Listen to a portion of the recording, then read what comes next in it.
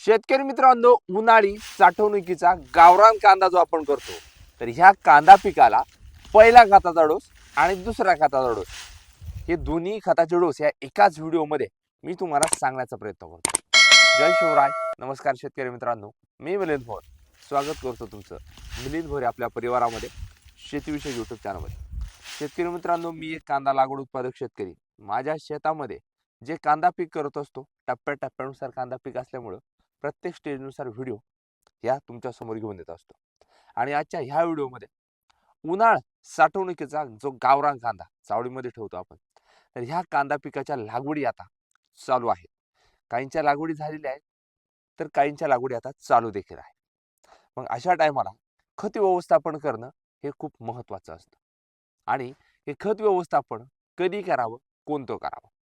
तर सुरुवातीला आपण या उन्हाळ कांदा पिकाला पहिला खताचा डोस हा कधी द्यायला पाहिजे ही माहिती पाहू, आणि नंतरनं दुसरा खताचा डोस कधी द्यायला पाहिजे ही माहिती पाहू, आणि यामुळे होणारे जबरदस्त फायदे. या माहितीसाठी सर्वप्रथम आज ही व्हिडिओ पाहत आहात, नवीन असाल चॅनलला सबस्क्राईब नक्की करून ठेवायचे.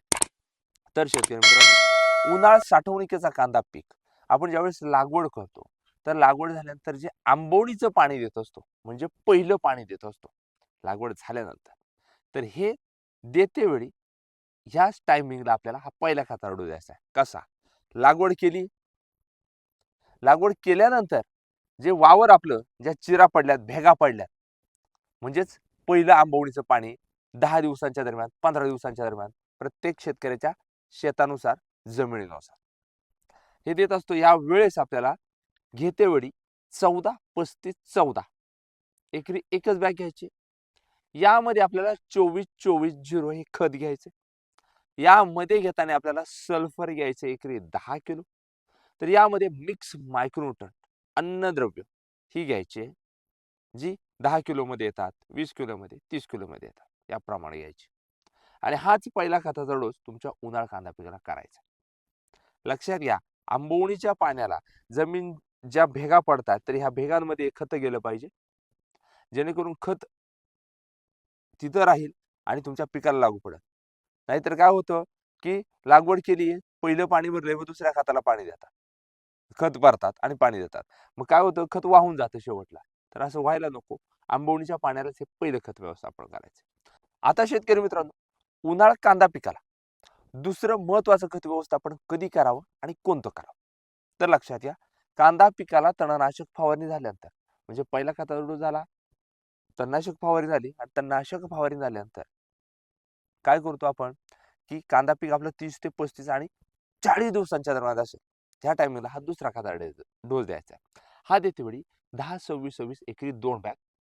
10-26-26 अवेलेबल होत नाही, तर आपण 8-21-21 2 बॅग घेऊ शकतो.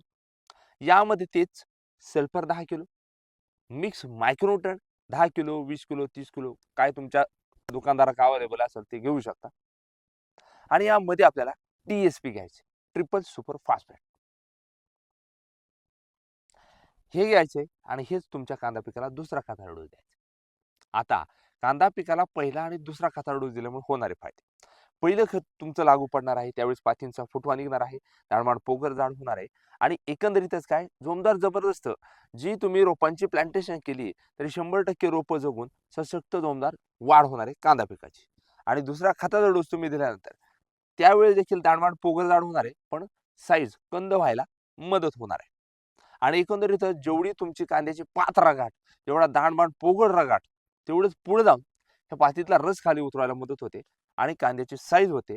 आता शेतकरी मित्रांनो, लक्षात घ्या, कांद्याला पहिला खताचा डोस, दुसरा खताचा डोस, ह्या एकाच व्हिडिओमध्ये आपण ही माहिती तुमच्या समोर सांगितलेली आहे.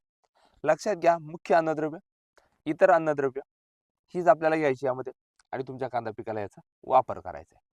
आणि कमी खर्चामध्ये कांदा पिकाचं भरघोस उत्पादन मिळवायचं.